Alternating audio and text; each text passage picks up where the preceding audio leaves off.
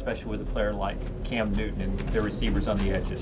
Well, it's really important. You know, we need to make sure that we buckle down and, you know, we're using the right technique to tackle him because he's a big guy and it's going to be hard to bring down. So we got to make sure that, you know, we're using the right techniques to bring him down. Being from Foley High School, just how much of the Iron Bowl? Well, I mean, you know, I was born in California and I wasn't really aware of the big rivalry of, you know, Alabama and Auburn. But, you know, I spent, you know, 6 years in Alabama and, you know, as I grew up, you know, I learned a lot about it and I know that it's kind of, from being from Foley, it's like a Foley and Daphne type rivalry. So, I mean, I'm ready to play in it.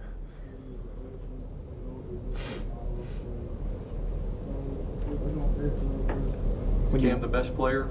Sir? Is Cam the best player you've ever?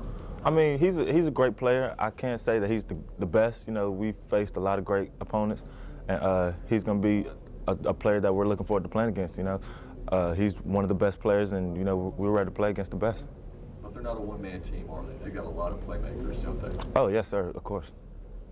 How difficult would that be to kind of make sure that you just don't get hung up on stopping Cam, although he is the centerpiece of the offense? Well, I mean, you know, just like I'm pretty sure that other teams, you know, they look at us and they say, well, we can't just focus in on stopping Mark Ingram because we got other weapons like Julio and, you know, things like that. So, I mean, we can't focus in on just stopping Cam Newton when they have other playmakers as well. Everyone talks about Cam's ability to run, but talk about the passing game as well. And from your vantage point, how you stop that? Well, I mean, he's a quarterback. You know, as a secondary, you know, we got to make sure that we look at the same keys that we would any other quarterback and, you know, see who his favorite receiver is and, you know, pick up on little things like that.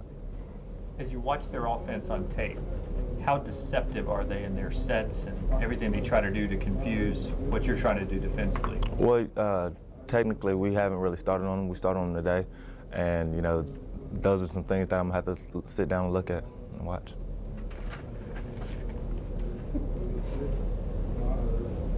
You guys good? Thank you, Rob. No problem.